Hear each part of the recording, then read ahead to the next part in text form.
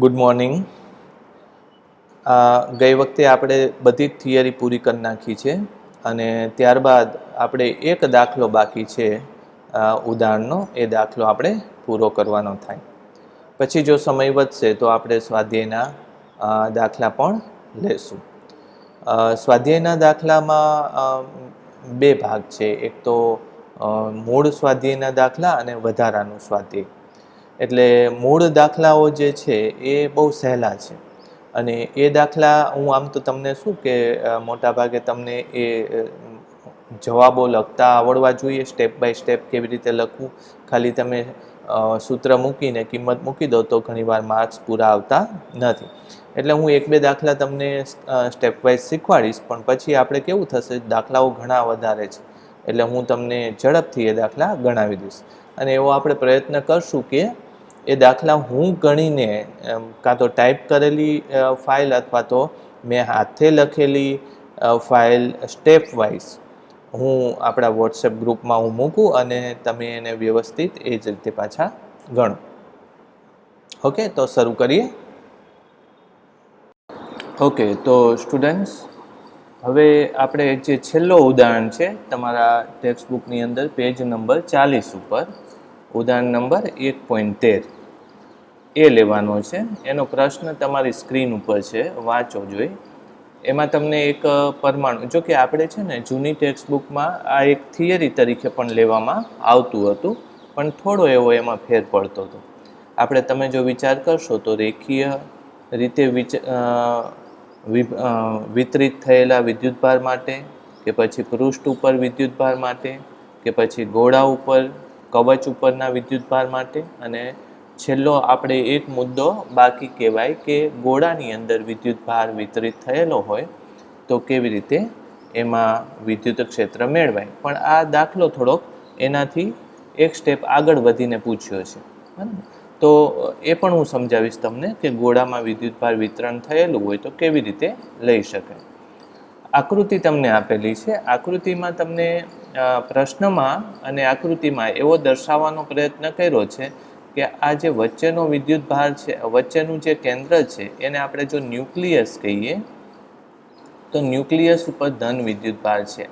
આટલાની અંદર ધન વિદ્યુતભાર કેન્દ્રિત થયેલો છે.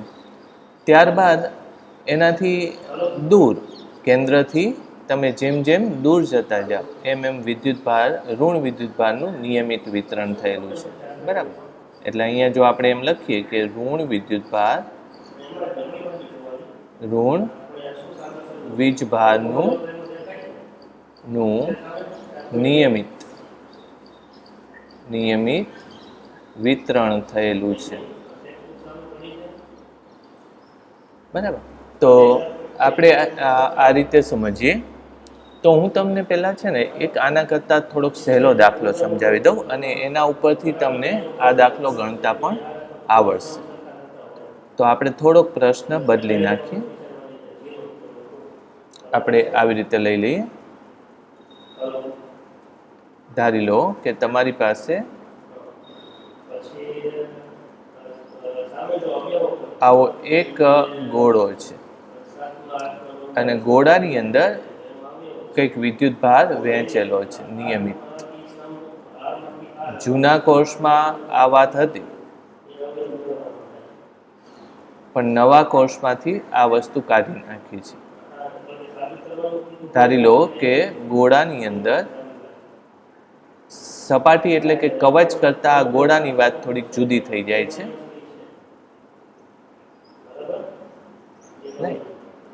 તો આમાં સૌથી પહેલા જો હું કેન્દ્રથી આર અંતરે વિદ્યુત ક્ષેત્ર લેવા જાઉં તો મારે શું કરવું જોઈએ? જોવો જોઈએ.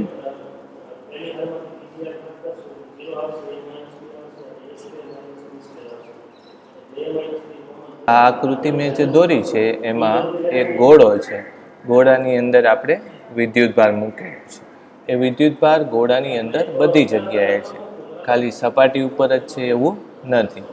એટલે ગ્લાસમાં જ્યારે પાણી ભરેલું હોય તો પાણી ગ્લાસની અંદર બધી જગ્યાએ હોય છે, પણ ધારો કે ગ્લાસને પાણીમાં ડૂબાડીને બહાર કાઢી લેવામાં આવે અને એમાં પાણી ભરેલું ન હોય તો ગ્લાસની સપાટી ઉપર જ પાણી ચોટેલું હોય તો એ કવચ ઉપર વિદ્યુતભાર સ્થાપિત કરેલો છે એના જેવી વાત છે.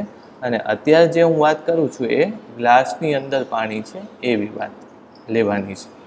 મેં એક આકૃતિ તૈયાર કરી છે, એમાં પી બિંદુ ઉપર આપણે વિદ્યુત ક્ષેત્ર શોધવું છે. એટલે એમાં પહેલી વાત શું લખશું આપણે કે તમે જે મૂળ સૂત્ર લો છો, આપણે ફિઝિક્સનું સૂત્રનો ઉપયોગ કરીને જે ફ્લક્સ લઈએ છીએ એ રીતે આપણે આનું ફ્લક્સ ગણવાનું છે, બરાબર. તો પહેલાં તો આપણે શું કરવું પડે, ગૌસિયન પૃષ્ઠ બનાવવું પડે. પહેલાં તો પી બિંદુ ઉપરનું આપણે જો ફ્લક્સ લેવું હોય તો ઈ ડોટ ડીએ કરીએ છીએ, રાઈટ.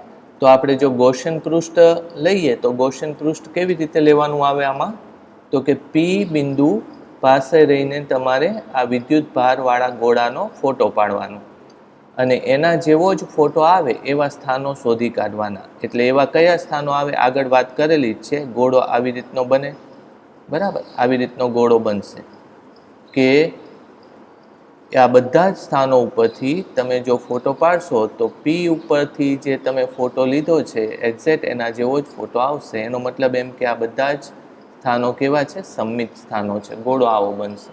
એટલે આપણે એમ કહી શકાય કે પી પર જે વિદ્યુત ક્ષેત્ર મળે છે તેવું જ વિદ્યુત ક્ષેત્ર અથવા તેવા જ મૂલ્યો આકૃતિમાં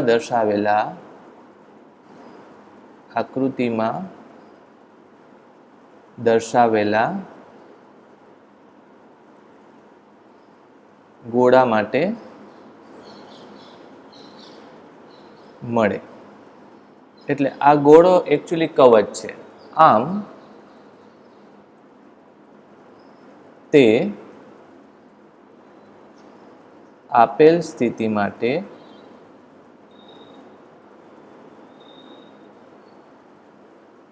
ગૌસિયન પૃષ્ઠ થશે.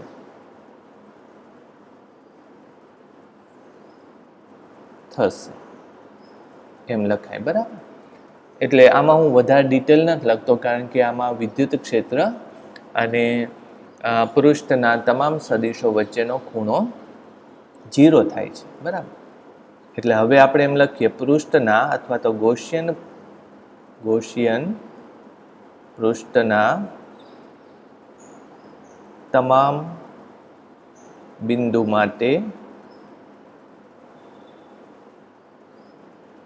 બિંદુ માટે ઈ સદિશ અને ડેલ્ટા એસ સદિશ વચ્ચેનો કોણ કેટલો થશે, 0 થાય.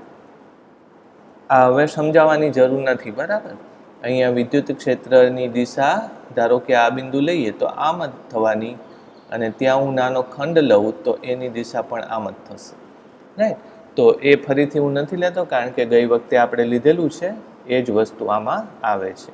અને તેથી જો ફ્લક્સ લઈએ, સપાટીનું આખું ફ્લક્સ લઈએ તો ફ્લક્સ ફાઈ બરાબર ઈ સદિશ અને ડોટ એસ નહીં લખું પણ અત્યારે શું લખી લઈશ, એ લઈશ. ડોટ ડેલ્ટા એસ નો મતલબ શું છે, નાનો એવો ખંડ છે, સમજાણો. ડોટ ડેલ્ટા એસ એટલે આ નાનો ખંડ, પણ એ જો લખું તો એ આખા ગૌસિયન પૃષ્ઠનું ક્ષેત્રફળ થશે. એટલે અહીંયા જો લખવું હોય તો લખાય, જ્યાં એ ગૌસિયન પૃષ્ઠનું ક્ષેત્રફળ છે.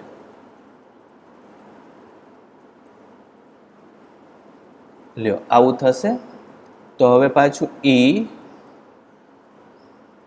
એ અને અહીંયા શું લખશો તમે, કારણ કે કોસ થીટા બરાબર 1 થાય છે એવું લખી નાખ્યું. અને છેલ્લું ઈ એ એટલે શું, તો કે ગૌસિયન પૃષ્ઠનું ક્ષેત્રફળ એટલે 4 pi small R square. Gaussian પૃષ્ઠની ત્રિજ્યા કેટલી છે?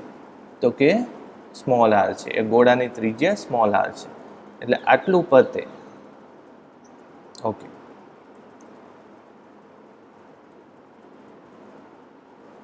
આટલું છેલ્લે લખ્યું આપણે. એનાથી આગળ લઈએ તો હવે આપણે શું ગૌસનો નિયમ લગાડવો પડશે. તો બીજો પોઈન્ટ બનાવીએ, બીજો મુદ્દો બનાવીએ. ગૌસના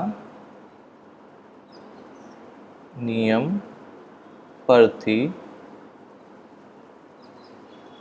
ફાઈ બરાબર શું થાય? ક્યુના છેદમાં એપ્સિલોન 0, જ્યાં ક્યુ ગૌસિયન સપાટી દ્વારા ઘેરાતો વીજભાર છે. રાઈટ. હવે અત્યારે ગૌસિયન સપાટી દ્વારા કેટલો વીજભાર ઘેરાશે? તો જુઓ જોઈએ, તમે જે આકૃતિ બનાવી છે એ આકૃતિમાં ગૌસિયન સપાટી આ છે. એટલે હું લખું ગૌસિયન સપાટી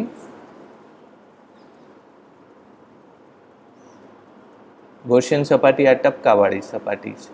અને વિદ્યુતભાર ક્યાં છે? વિદ્યુતભાર અંદર છે. તો તમે જેટલો વીજભાર મૂક્યો છે એ બધો જ વીજભાર ઘેરાઈ જાય છે. એટલે પહેલું હું આમ લખું કે ધારી લો કે તમે કેટલો વીજભાર અંદર મૂક્યો છે? ક્યુ વીજભાર ટોટલ મૂક્યો છે. તો ક્યુ જેટલો તમામ વીજભાર ઘેરાશે.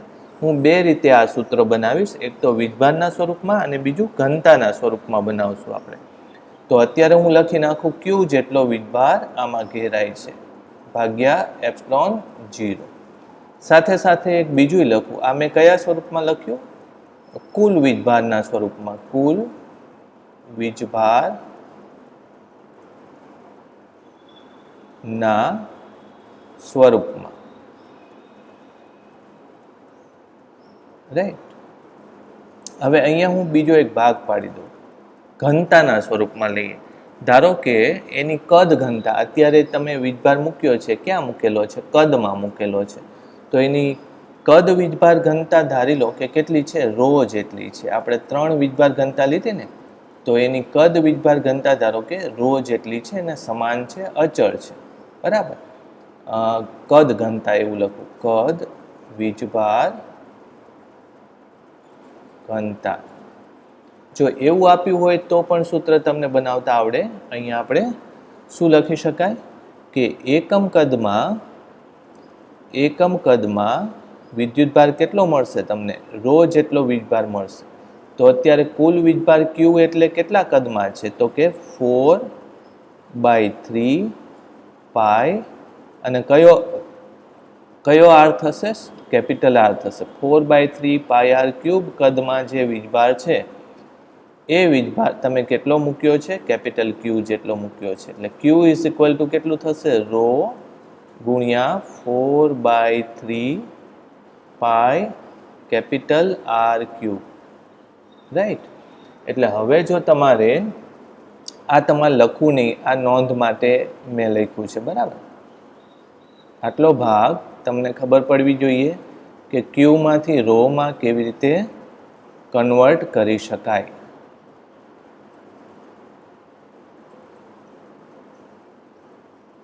રાઈટ. લખવું નહીં. તો અહીંયા હું લખું બીજી રીતે કે ફ્લક્સ ફાઈ આટલું અથવા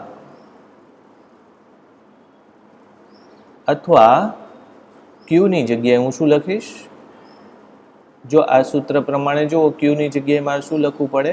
1 પહેલા તો એપ્સિલોન નોટ ક્યુની જગ્યાએ રો ગુણ્યા 4/3 પાઈ આર ક્યુબ. એટલે આને કાં તો બીજો નંબર આપો અને આને ત્રીજો નંબર આપો. હવે છેલ્લું કામ આપણું શું બાકી છે? બંનેને સરખાવવાનું કામ બાકી છે. એટલે પહેલા તો 1 અને 2 ને સરખાવી દઈએ. સમીકરણ 1 અને 2 ને સરખાવતા તો શું થશે? તો કે પહેલું જો તમે એક સૂત્ર લેશો તો એ શું હતું? E ગુણ્યા 4 પાઈ પણ સ્મોલ આર સ્ક્વેર હતું. એને કોની સાથે સરખાવવાનું છે? તો સમીકરણ 2 એટલે Q ના છેદમાં એપ્સિલોન નોટ, કેપિટલ Q ના છેદમાં એપ્સિલોન 0. તો E ની કિંમત શું આવશે? E બરાબર 1/4 પાઈ એપ્સિલોન 0 સાથે મૂકી દો અને Q અપોન આર સ્ક્વેર. આવું સૂત્ર આવશે. તમે જો આ સૂત્ર જુઓ તો તમને યાદ આવી જશે કે આ સૂત્ર શેના જેવું આવ્યું? શેના જેવું આવ્યું? આ બિંદુવત વિદ્યુતભારથી આર અંતરે વિદ્યુત ક્ષેત્ર કેટલું મળે એના જેવું સૂત્ર આવ્યું.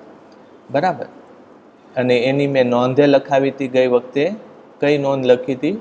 કે વિદ્યુતભારના વિતરણ માટે જો બહારના બિંદુએ તેની અસર શોધવી હોય તો વિદ્યુતભારને તેના વીજભારના કેન્દ્ર ઉપર કેન્દ્રિત થયેલો ગણી શકાય. એટલે આમાં એવું જ છે, તમે આકૃતિ જુઓ તો કેવું છે? આ બધો જ વીજભાર થી આ બિંદુ દૂરનું બિંદુ છે, P ઉપર શોધવું છે એટલે દૂરનું બિંદુ છે. તો આ બધા જ વીજભારને હું ક્યાં કેન્દ્રિત થયેલું ગણી લઉં? એના કેન્દ્ર ઉપર કેટલો વીજભાર? Q જેટલો છે એવું ગણી લઉં એટલે મને જે બિંદુવત વીજભારનું સૂત્ર છે એ જ લાગુ પાડી શકું. આ સૂત્ર એનું આવ્યું. બરાબર. હજુ જો મારે ઘનતાના સ્વરૂપમાં લખવું હોય તો Q ની જગ્યાએ શું લખવું પડે મારે? આપણે લખ્યું ને અથવા E બરાબર 1/4 પાઈ એપ્સિલોન 0. Q ની જગ્યાએ શું લખ્યું હતું? રો ગુણ્યા 4/3 પાઈ કેપિટલ આર ક્યુબ, એટલે 4/3 નો 3 બાકી છે. બરાબર. આર ક્યુબ અને શું હતું? જો આગળ જોઈ લો, 4/3 પાઈ કેપિટલ આર ક્યુબ અને સાથે રો લખવાનો હતો. બરાબર. ઘનતા લખવાની હતી એટલે આ થઈ ગયું. અને 1/r² બાકી છે એટલે અહીંયા હું લખી લઉં 1/r². ચાલો, 4 પાઈ કેન્સલ થઈ જશે અહીંથી એટલે રો ના છેદમાં 3, પછી જવાબ શું આવશે? Into capital R cube into 1/r². એટલે આવું સૂત્ર પણ તમારે લખી શકાય. જો ઘનતાના સ્વરૂપમાં કંઈ પ્રશ્ન પૂછ્યો હોય તો આવી રીતે પણ કન્વર્ટ કરતા આવડવું તમને જોઈએ. અને આ સૂત્ર પાકું નહીં કરતા, પણ તમારે પાકું સૂત્ર કયું છે? કે Q ના છેદમાં r². આ સૂત્ર તમારી પાસે છે. બરાબર. ઘનતાના સ્વરૂપમાં શું લખી લેવાય? કારણ અહીં લખ્યું હું, કારણ કે Q બરાબર 4/3 પાઈ કેપિટલ આર ક્યુબ ગુણ્યા રો. તો આ મેં શેની માટે વાત કરી જોવો જોઈએ? વિચારો તો. આ પેલા કે બહારના વિસ્તારમાં. બરાબર. હેડિંગ શું આપશું અહીંયા?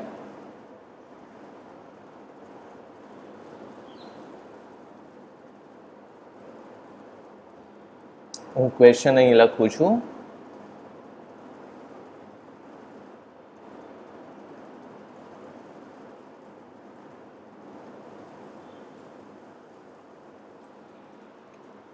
સમાન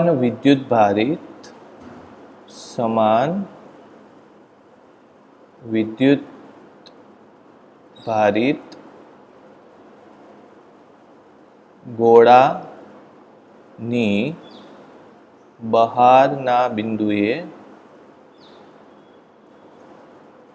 બિંદુએ ગૌસના નિયમનો ઉપયોગ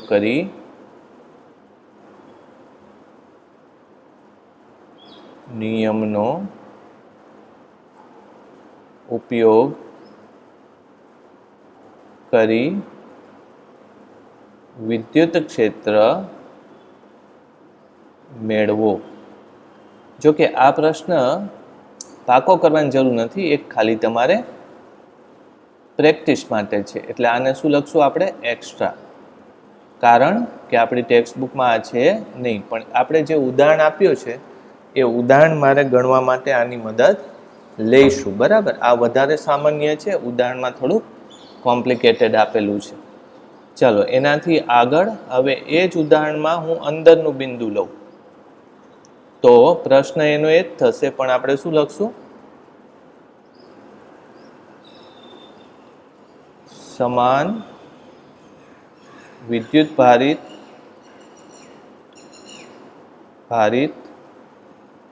ગોળાના અંદરના બિંદુએ વિદ્યુત ક્ષેત્ર ગૌસના નિયમનો ઉપયોગ કરી મેળવો.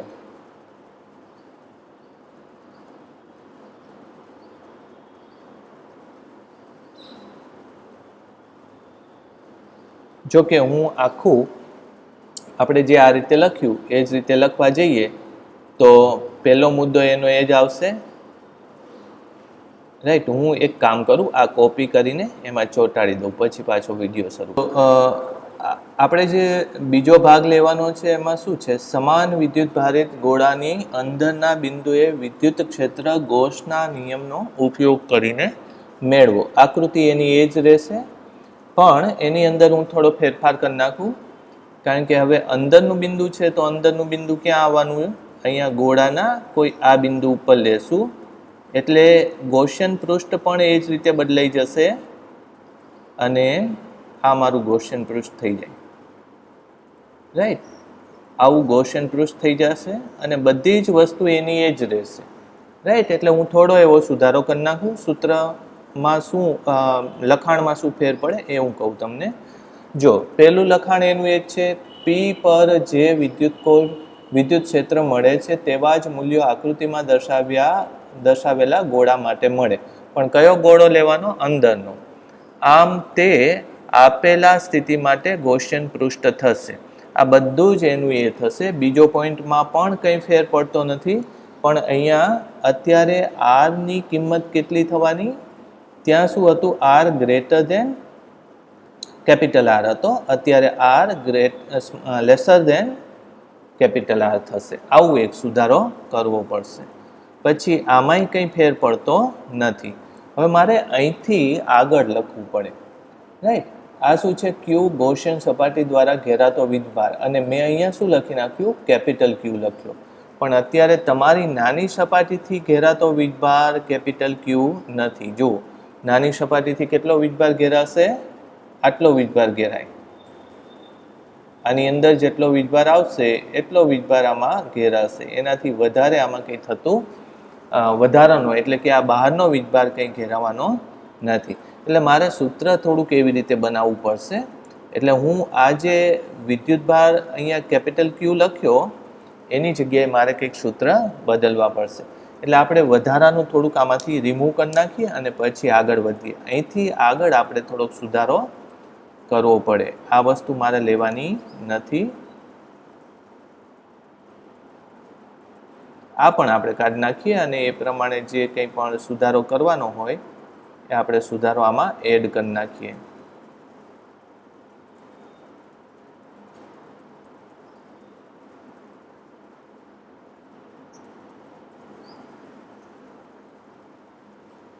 આટલો ભાગ આપણે કાઢી નાખ્યો હવે. બરાબર?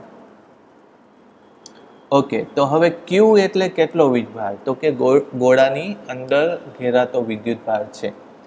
તો હવે એમાં ત્રિરાશિ આપણે મૂકવી પડશે. હું જુદા જ અક્ષરથી લખીએ. ચલો કંઈ વાંધો નહીં, આપણે એડ એ કરીએ કે એકમ ક્ષેત્રફળ દીઠ ઘેરાતો વિદ્યુતભાર કેટલો હતો? રો હતો. તો અત્યારે જે મારો નાનો ગોળો બન્યો, સોરી એકમ કદ દીઠ, આ એકમ કદ દીઠ ઘેરાતો વિદ્યુતભાર કેટલો હતો? રો. તો અત્યારે મારો નાનો ગોળો બન્યો એનું કદ કેટલું છે? તો કે 4/3, પછી સ્મોલ આર આવશે ને, સ્મોલ આર ક્યુબની અંદર જે વિદ્યુતભાર ઘેરાય એ મારો ઘેરાતો વિદ્યુતભાર થયો. તેથી Q બરાબર રો ગુણ્યા 4/3 પાઈ આર, પણ આર કયો લખવાનો? સ્મોલ આર ક્યુબ એવું લખવાનું થાય. એટલે આટલી વસ્તુ આમાં એડ કરવાની, સૂત્રમાં મૂકી દઈએ. એટલે ફાઈ કેટલું આવશે ગોસના નિયમ પરથી? તો ફાઈ બરાબર 4/3 પાઈ આર ક્યુબ પછી રો ગુણ્યા, એટલે ક્યુની કિંમત મૂકીએ, ગુણ્યા 1/ε0. રાઈટ, તો આટલું થશે. અને હવે મારે સૂત્ર નંબર 2 કહેવાનું. સૂત્ર 1 અને 2 આપણે આમાં સરખાવી દઈએ. સૂત્ર 1 ઉપરવાળું છે, સૂત્ર 2 આ છે. એટલે હવે સૂત્ર 1 અને 2 ને સરખાવતા.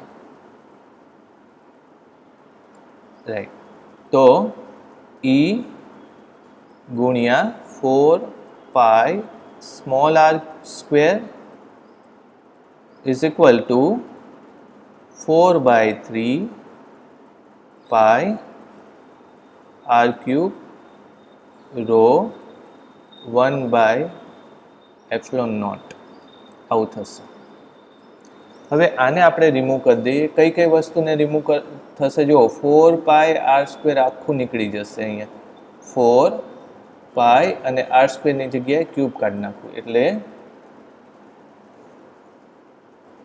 ε E ઇઝ ઇક્વલ ટુ, જો નીચે શું વધે છે?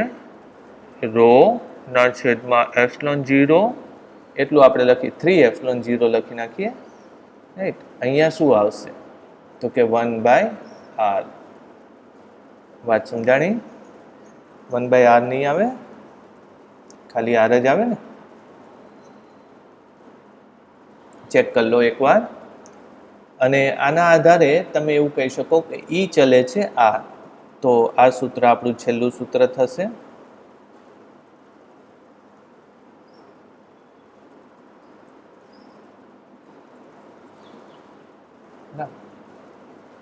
અથવા E ચલે છે 1/r. એટલે આ એક તમે યાદે રાખજો, ઘણો અગત્યનું પરિણામ છે કે તમે ગોળાની અંદર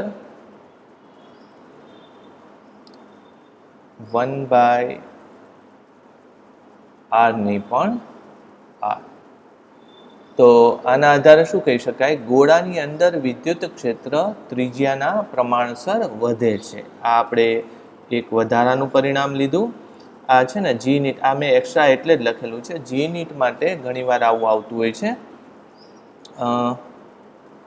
આપણે જો બને ને તો આખો આગળના ગોળાનું પણ સેવ કરી નાખીએ. આ ભાગ લઈ લઈએ.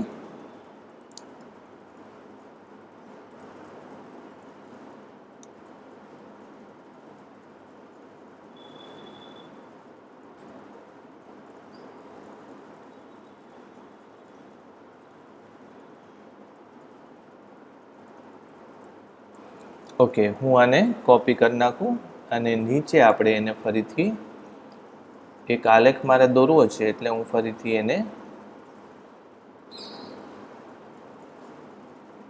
અહીં લગાવી દઉં. હવે અહીંયા હું આલેખ દોરવા માંગુ છું અને એ આલેખ કેવી રીતે દોરીએ જુઓ.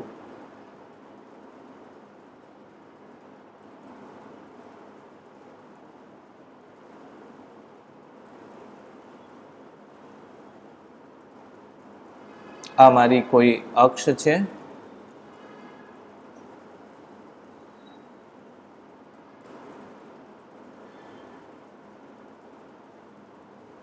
અને એ અક્ષ ઉપર ધારી લો કે મારે શું દોરવાનું છે? વિદ્યુત ક્ષેત્ર દોરવાનું છે. તો તમને ખબર છે ગોળો અહીં સુધી છે, એટલે ગોળાની અંદરથી બહાર તમે જતા હોય તો વિદ્યુત ક્ષેત્ર r ના સમપ્રમાણમાં છે. એટલે વિદ્યુત ક્ષેત્ર કેવી રીતે વધે છે? આરના સમપ્રમાણમાં વધે છે. એટલે આવી રીતે વિદ્યુત ક્ષેત્રમાં વધારો થાય છે. સમજણ? સ્ટ્રેટ લાઈન ઈ ચલે છે આર, આવી રીતે વધે. અને પછી 1/r² પ્રમાણે ઘટે છે. એટલે જો આપણે બીજો ભાગ લઈએ તો 1/r² પ્રમાણે એ ઘટે છે. એટલે આમ થશે, એ આલેખ આવો થવાનો. બરાબર, અનંત અંતર સુધી જાય, 0 નહીં બને. એટલે ઈ ચલે છે 1/r². એટલે આ એક્સ્ટ્રા કે સમાન વિદ્યુત ભારિત ગોળાની અંદરથી બહાર નીકળો છો ત્યારે અંતરના પ્રમાણમાં વિદ્યુત ક્ષેત્રનો ફેરફાર આલેખમાં દર્શાવો, એવું કદાચ તમને કહે તો આવો આલેખ એનો આવે. તો અત્યાર સુધીની જે વાત કરીને એ બધી એક્સ્ટ્રા વાત આવી. હવે આપણે મૂળ પ્રશ્ન ઉપર આવીએ. તમે જોશો ને તો આપણને શું કીધું છે? ગોળાની અંદરની તરફ આનો આપણે યુઝ કરવાનો છે. ગોળાની અંદર વિદ્યુત ક્ષેત્ર અંદર અને બહાર, જો કે બંને તરફ લેવાનું છે. વિદ્યુત ક્ષેત્ર કેટલું થશે? તો હું ખાલી આનો જ ઉપયોગ કરું, તમે આની અંદર બધું જ. હવે કોઈ બીજા કલરથી લખીએ આપણે. આ સૂત્ર મારું છેલ્લું સૂત્ર થાય, રાઈટ? એટલે હવે આપણે આ પ્રશ્નની વાત કરીએ તો અહીં સુધી તમારે બધું જ લેવાનું છે. અને એમાં ખાલી ફેર શું કરવાનો છે? આ શું છે? ક્યુ. ક્યુ એટલે બહારના બિંદુ માટે જો લઈએ તો ક્યુ એટલે ગોળાની અંદરનો સમગ્ર વિદ્યુત ભાર. એટલે આ બધું જ એમાં આવશે, રાઈટ? ક્યાંથી ક્યાં હું બ્લુ કલરથી લખી નાખું છું. આકૃતિ તમારી ટેક્સ્ટબુકની જ આવશે. હું તમારે શું લખવાનું છે એ હું કહું છું. જો આ બધું આવશે આપણા પ્રશ્ન માટે, આપણા પ્રશ્ન માટે આ બધું જ આવશે.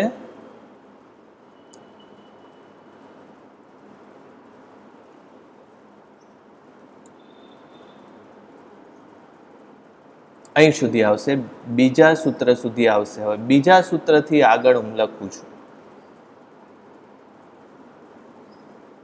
અહીં હું લખી દઉં તમને. આપણા ઉદાહરણ નંબર 1.13 માટે આટલું લખવું. ઉદાહરણ 1.13 માટે આટલું લખવું. બરાબર, એટલું તો એનું એ જ આવશે. બહારના બિંદુ માટે લખીએ છીએ આપણે. હવે ત્યારબાદ વિદ્યુત ભાર મૂકવાનો થાય. એટલે વિદ્યુત ભાર કેવી રીતે મૂકશો? ત્યારબાદ તો વિદ્યુત ભાર પહેલાં ગણવો પડે. એની અંદર એક કેન્દ્રનો તો વિદ્યુત ભાર છે જ. કેટલો વીજભાર છે કેન્દ્રનો? જેડી જેટલો વીજભાર પહેલેથી જ છે. આ વીજભાર કેટલો છે? પ્લસ જેડી જેટલો વીજભાર પહેલેથી જ છે. અને બીજો વીજભાર કેટલો થવાનો? તો કે આ માઇનસ જેડી જેટલો. એટલે જો બહારનું બિંદુ લેવા જાઉં તો કુલ વિદ્યુત ક્ષેત્ર ત્યાં આવશે નહીં, રાઈટ? એટલે બહારના બિંદુ માટે હું આમાં લખું ફરીથી. નહીં તો તમારી ટેક્સ્ટબુકમાં લખ્યું છે એ રીતે લખી શકો, પણ વધારાનું લખું છું અહીંથી.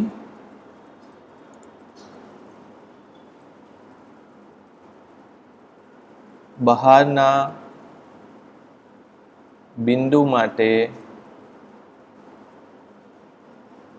ઘેરાતો કુલ વીજભાર કેપિટલ ક્યુ બરાબર ન્યુક્લિયસનો વીજભાર વત્તા ઇલેક્ટ્રોનનો વીજભાર, એ પણ કેટલો થશે?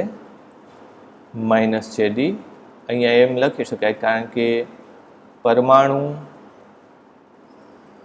તટસ્થ છે, તટસ્થ છે, આવી રીતે લખી લેવાય એમાં. બરાબર, એટલે એ રીતે આગળ વધો તો જવાબ શું થાય? ઈની કિંમત શું થશે? 0 થશે, રાઈટ? તો ઈ ઇઝ ઇક્વલ ટુ 0. ઓલરાઈટ, તો અહીંથી હું આગળ શું લખી શકું? ની કિંમત 0 થશે. આ પહેલો ભાગ આપણે લીધો, રાઈટ. હવે બીજો ભાગ લેવા માટે હું તમને આખું લખી જ દઉં, રાઈટ. એટલે અહીંયા બીજા ભાગ માટે લઈએ છીએ.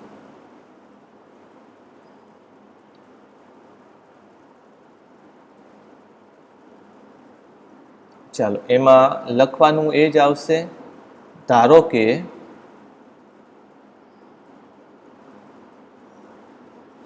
આપેલી સ્થિતિ માટે, આમ તો વ્હાઇટ અક્ષર વધારે સારા રહેશે.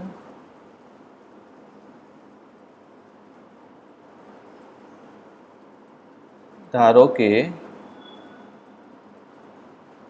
આપેલ સ્થિતિ માટે, ધારો કે આપેલી સ્થિતિ માટે પરમાણુની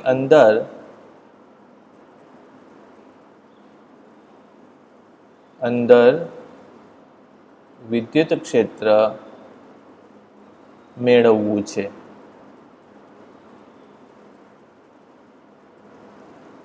તો પહેલી જ વાત શું આવશે? R ની કિંમત કેપિટલ R થી નાની થશે. ઓકે, તેથી R less than small r થશે. ગૌસિયન પૃષ્ઠનું વર્ણન તમે એ જ રીતે કરજો. લખી નાખીએ. આકૃતિમાં, આમ તો આકૃતિમાં ગૌસિયન પૃષ્ઠ છે જ નહીં, પણ હું અહીંયા દોરી દઉં.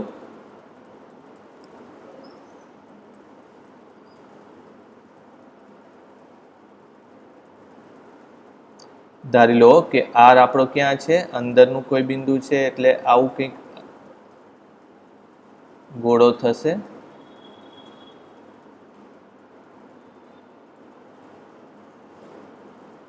આ સ્મોલ r થશે. ક્યારે? R એટલે આ ગૌસિયન પૃષ્ઠ થયું આપણું.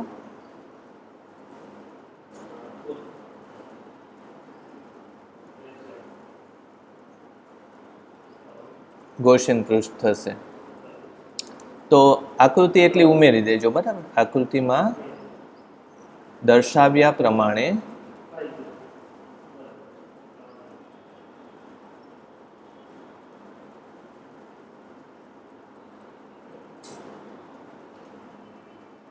ગૌસિયન પૃષ્ઠ માટે તમામ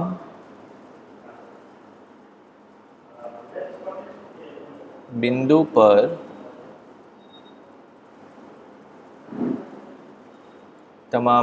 પર E અને ડેલ્ટા S વચ્ચેનો કોણ 0 થાય છે. તેથી એનું ફ્લક્સ કેટલું થાય? E ડોટ A બરાબર E A. એ એટલે ગૌસિયન પૃષ્ઠનું ક્ષેત્રફળ. અહીંયા શું લખશો? કારણ કે cos થીટા 1 થાય. અહીં શું લખશો? E 4 pi small r square. સૂત્ર નંબર 1. એનાથી આગળ વધીએ તો હવે આપણે અંદર વિદ્યુતભાર કેટલો ઘેરાય છે એ લેવું પડશે. એટલે પહેલા તો ગૌસિયન પૃષ્ઠ દ્વારા અંદર ઘેરાતો ઋણ વિદ્યુતભાર એ લઈએ. ગૌસિયન, પહેલા તો ગૌસનું પ્રમેય લખીએ. ગૌસના પ્રમેય પરથી ફ્લક્સ ફાઈ બરાબર Q ના છેદમાં એપ્સિલોન નોટ Q ગૌસિયન પૃષ્ઠ દ્વારા ઘેરાતો વીજભાર છે. ઓકે, હવે ક્યુ લેવાનું થાય તો આગળ આને સૂત્ર 2 કહી દઈએ થોડી વાર માટે.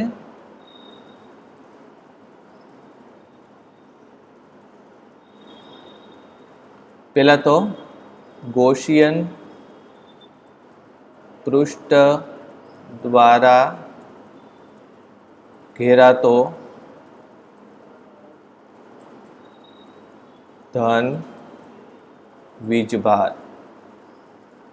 ધન વીજભાર તો ન્યુક્લિયસમાં જ છે એટલે આખું ન્યુક્લિયસ ઘેરાઈ જાય છે. એટલે પહેલાં તો હું આમ કરું ક્યુ પ્લસ ઇઝ ઇક્વલ ટુ કેટલું થાય ZE, રાઈટ. પછી એ જ રીતે હું આગળ લખું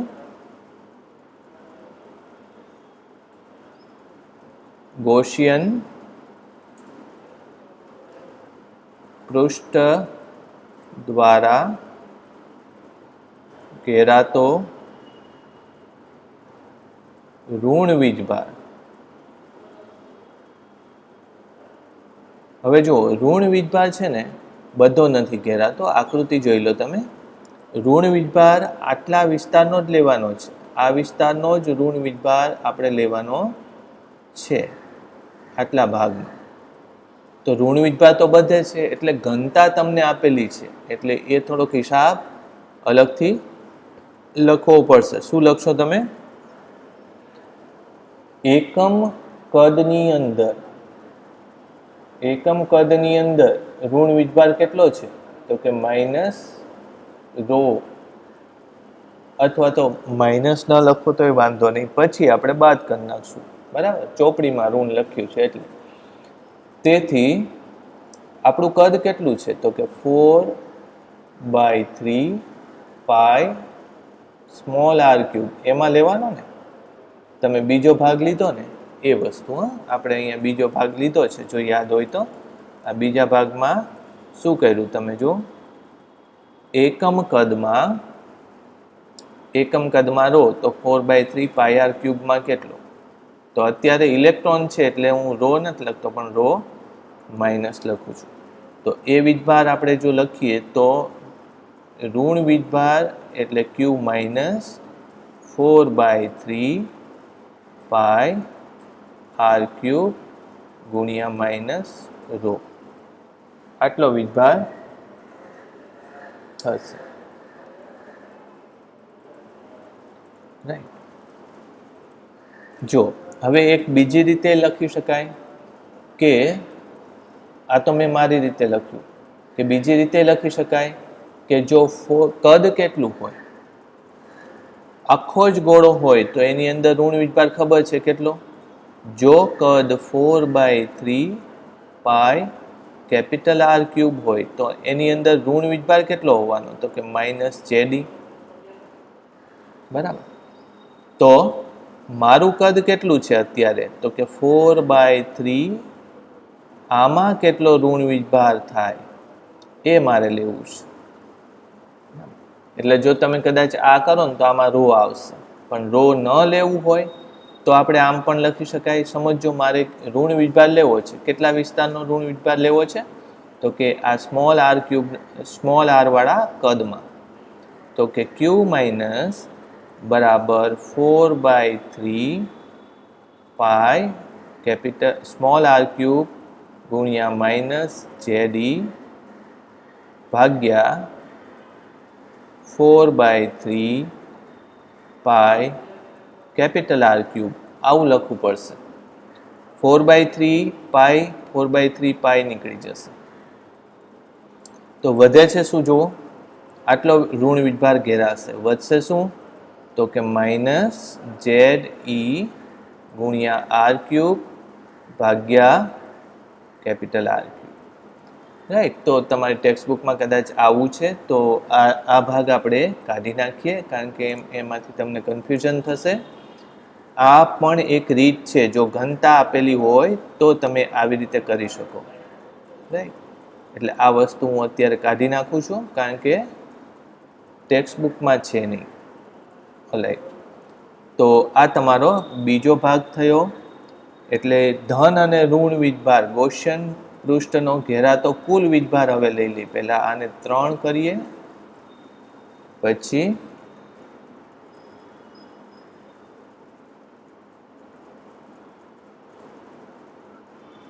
તો એ 3 થયો. આને લખશું 4, આ થશે 4.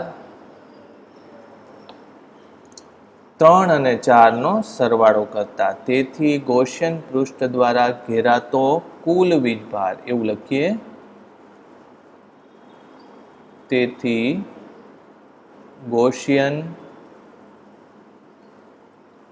પૃષ્ઠ દ્વારા ઘેરાતો કુલ વીજભાર,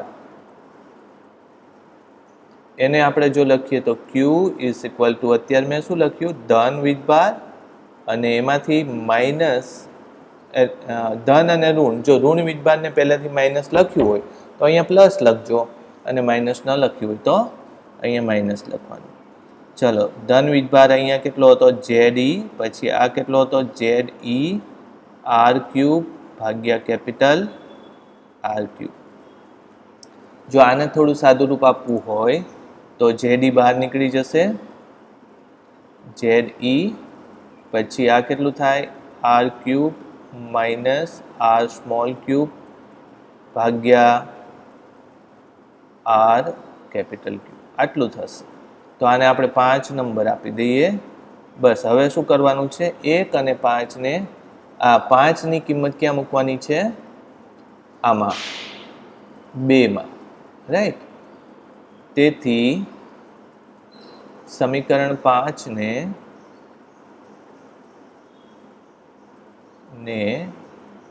2 માં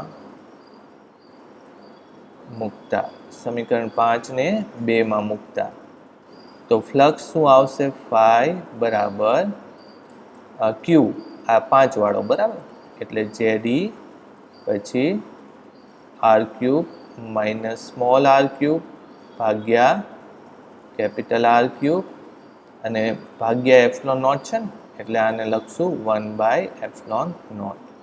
આને સમીકરણ 6 કહી દો. 6 અને 1 ને સરખાવતા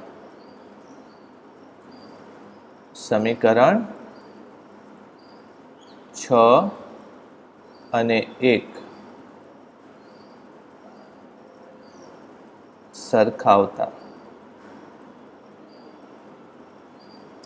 તો એક શું હતું, 4πr² વાળું સૂત્ર હતું, અને 6 આ સૂત્ર છે 1/ε0 ZE પછી R³ minus R³ by capital R³. ચાલો, હવે છેલ્લું સૂત્ર બનાવી દો એટલે જવાબ આવી જશે.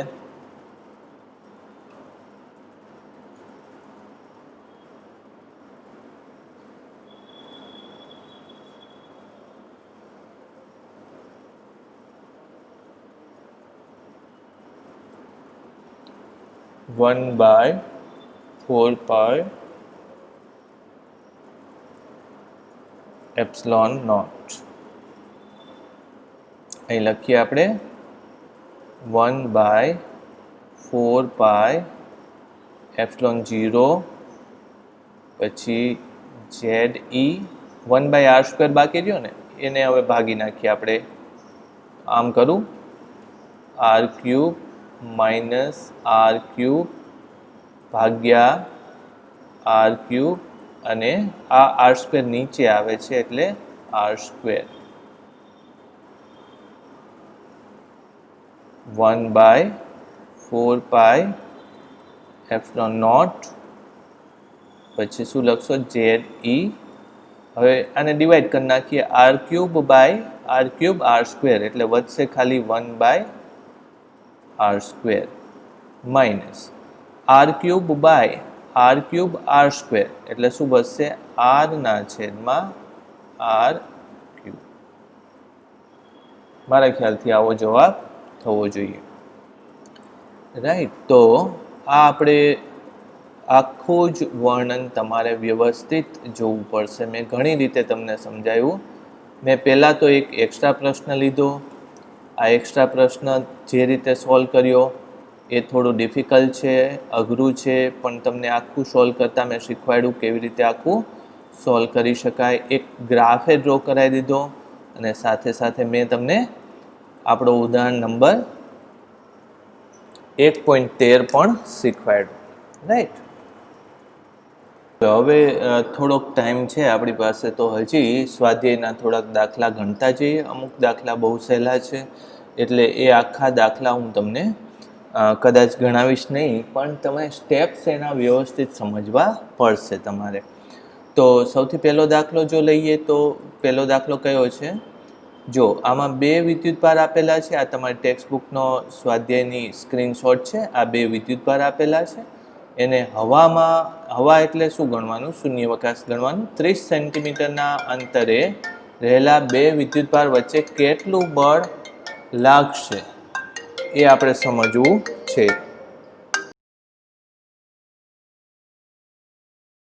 તો આમાં તમને આમ તો પ્રશ્ન પરથી જવાબ આવડી જાય એવો છે. કુલમનો નિયમ વાપરવાનો છે, પણ જવાબ લખવા કેવી રીતે? તો એ એકાદું તમને એક્ઝામ્પલ અહીંયા લખી દઉં છું કે તમે વ્યવસ્થિત આખું સ્ટેપ બાય સ્ટેપ જવાબ લખવાના. આન્સર આપણે કયો છે 1.1. તો સૌથી પહેલાં શું લખશો? ધારો કે આવી રીતે લખવું, પોઈન્ટ બનાવીને. ધારો કે Q1 બરાબર કેટલો છે? 2 × 10⁻⁷ કુલમ અને Q2 બરાબર કેટલું છે? 3 × 10⁻⁷. 3 × 10⁻⁷ કુલમ. તથા આપણે બીજું આમાંથી એક વસ્તુ લઈ લઈએ.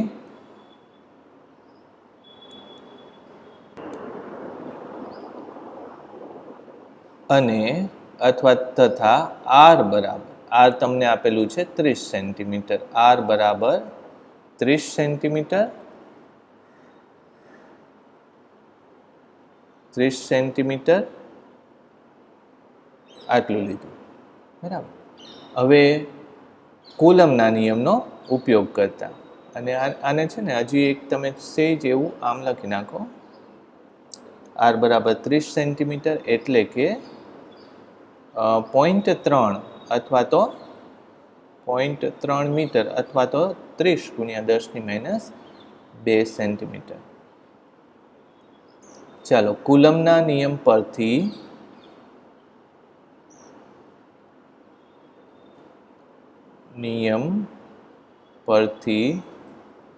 2 વીજભાર પર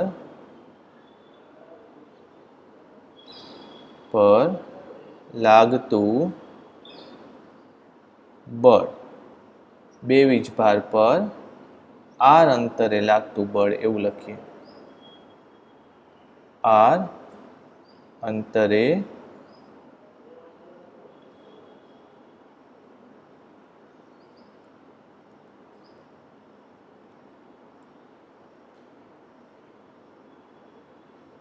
આપણે આ કાઢી જ નાખીએ. 2 વીજભાર પર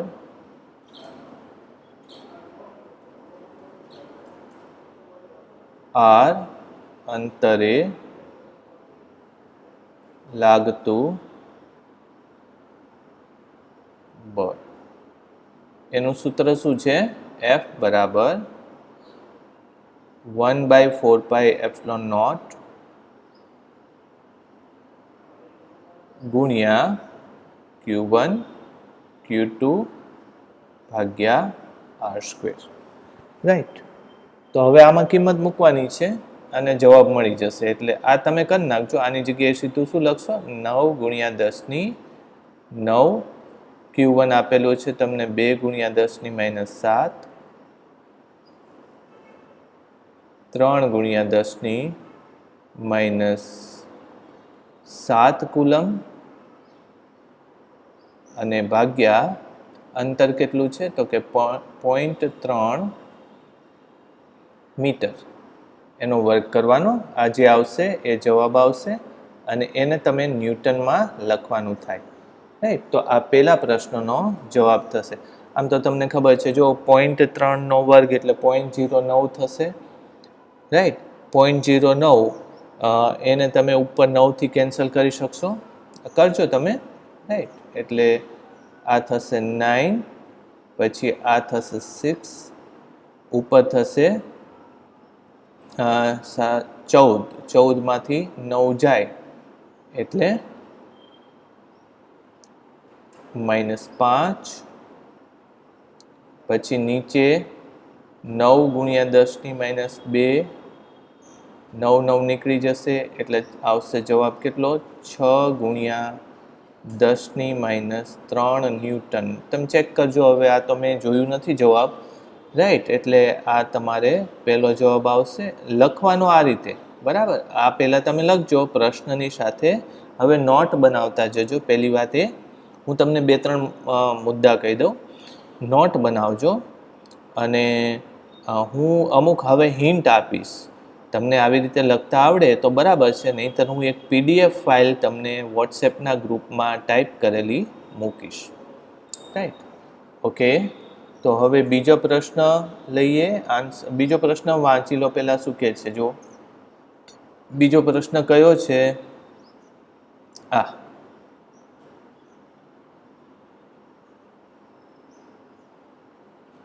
પ્રશ્ન કેન્સલ થઈ ગયો.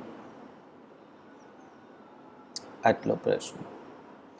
ચલો, 0.4 કુલમ વિદ્યુતભાર ધરાવતા એક નાના ગોળા પર બીજો આટલો વિદ્યુતભાર ધરાવતા ગોળા વડે હવામાં લાગતું વિદ્યુત બળ આપેલું છે. તો બે વીજભાર વચ્ચેનું અંતર કેટલું થશે અને પ્રથમ ગોળાને લીધે લાગતું બળ કેટલું થશે.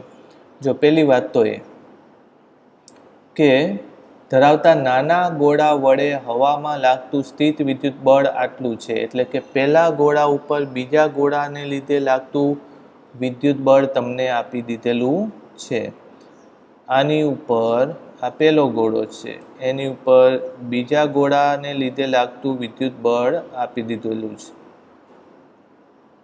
તો પછી બીજા ગોળા ઉપર પહેલા ગોળાને લીધે લાગતું વિદ્યુત બળ પણ એટલું જ થશે. એટલે અહીંયા તમે શું લખશો, બીજા ગોળા પર, એટલે બીજા પ્રશ્નનો જવાબ, અને બંને વચ્ચેના વિદ્યુતભારનું અંતર કેટલું હશે. ઓકે, ચલો હું લખી દઉં છું અહીંયા. પહેલું, આમાં શું લખશો તમે,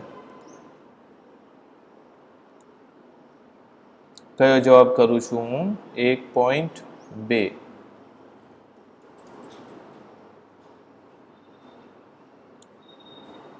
એ લખશો આન્સર 1.2. એમાં પહેલો જવાબ શું લખશો, તો કે કુલમના નિયમ પરથી, કુલમ્બના નિયમ પરથી શું લખશો તમે, F ઇઝ ઇક્વલ ટુ, એટલે કુલમના નિયમ પરથી Q1 અને Q2 વીજભારો વચ્ચે R અંતરે લાગતું બળ. આ સૂત્ર થયું. એને શું લખશો, 1/4πε0 Q1 Q2 ભાગ્યા R².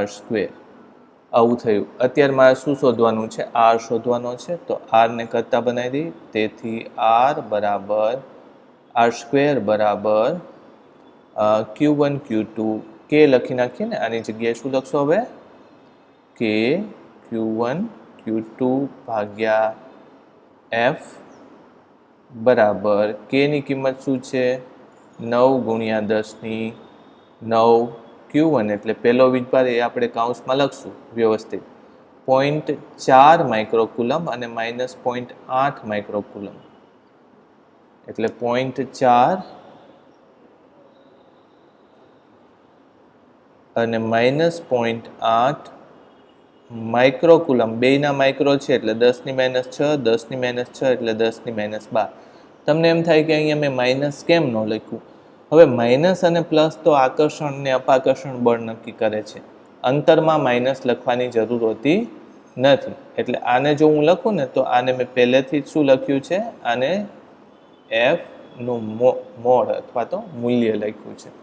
એમાં પ્લસ માઇનસ લખશું નહીં. અથવા તો એફનું મોડ લખીએ તો Q1નું પણ મોડ એટલે કે મૂલ્ય આવશે અને Q2નું પણ મોડ એટલે કે મૂલ્ય આવશે. યાદ રાખજો, આવી રીતે કાં તો બેયનું મોડ આમ લખી નાખો. રાઈટ. હવે નીચે એફ કેટલું આવ્યું છે જુઓ. એફ તમને આપી દીધું છે 0.2 છે.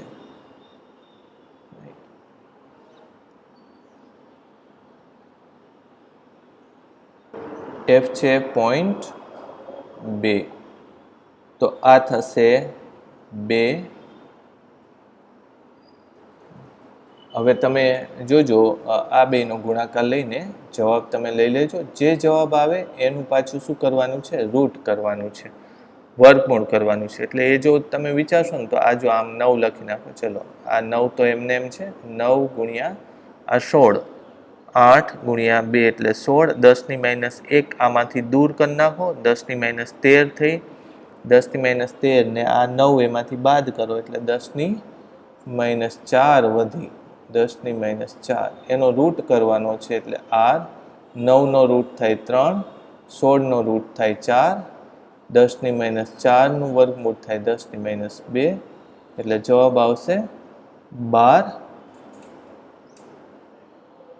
10 - 2 એટલે 0.12 મીટર.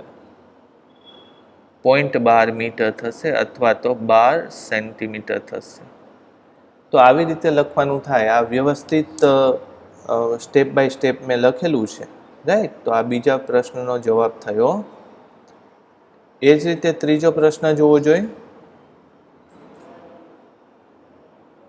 ત્રીજો પ્રશ્ન આ છે. KE²/GMEMP નો ગુણોત્તર પરિમાણ રહિત છે તેમ ચકાસો. ભૌતિક અચળાંકો ધરાવતા કોષ્ટકમાં જુઓ અને આ ગુણોત્તરનું મૂલ્ય શોધો. આ ગુણોત્તરનું મૂલ્ય શું સૂચવે છે? તો એ લઈએ. પહેલા તો KE²/G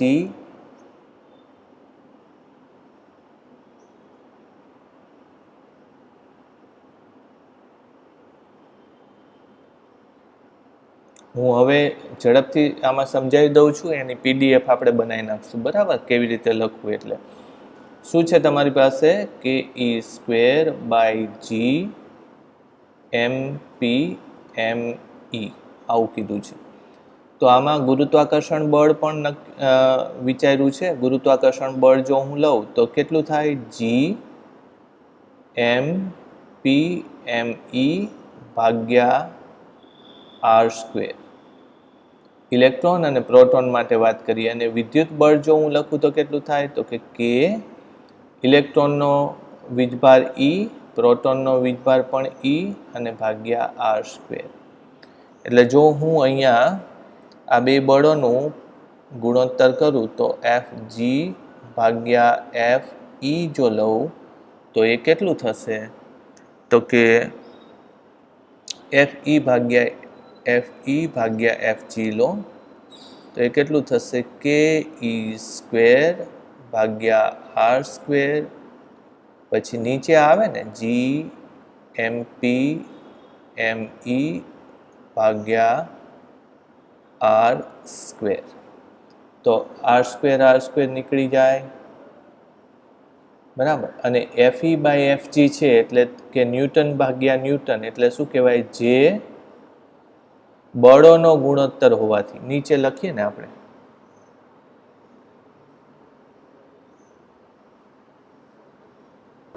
રાઈટ. તો અહીંયા બસ આગળનું તો કંઈક કટ થઈ ગયું એટલે તમે જોજો. જે બળોનો ગુણોત્તર હોવાથી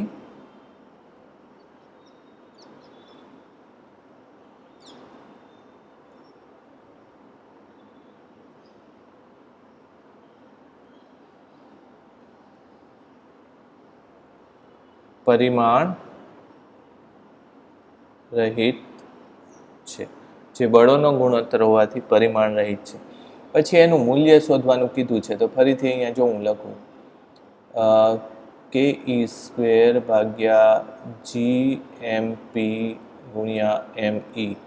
કેની કિંમત છે 9 ગુણ્યા 10⁹ ઈની કિંમત છે 1.6 ઇન્ટુ 10⁻19 સ્ક્વેર, જીની કિંમત છે 6.67 ઇન્ટુ 10⁻11, એમપીની કિંમત છે 1.67 આવે ને 1.67 ઇન્ટુ 10⁻27, ME એટલે કે ઇલેક્ટ્રોનનું દળ છે 9.1 ઇન્ટુ 10⁻31. આ તમારે કોન્સ્ટન્ટ અચળાંકો યાદ રાખવા પડશે અને આ મૂલ્ય શોધી કાઢજો તમે. ઓલરાઈટ.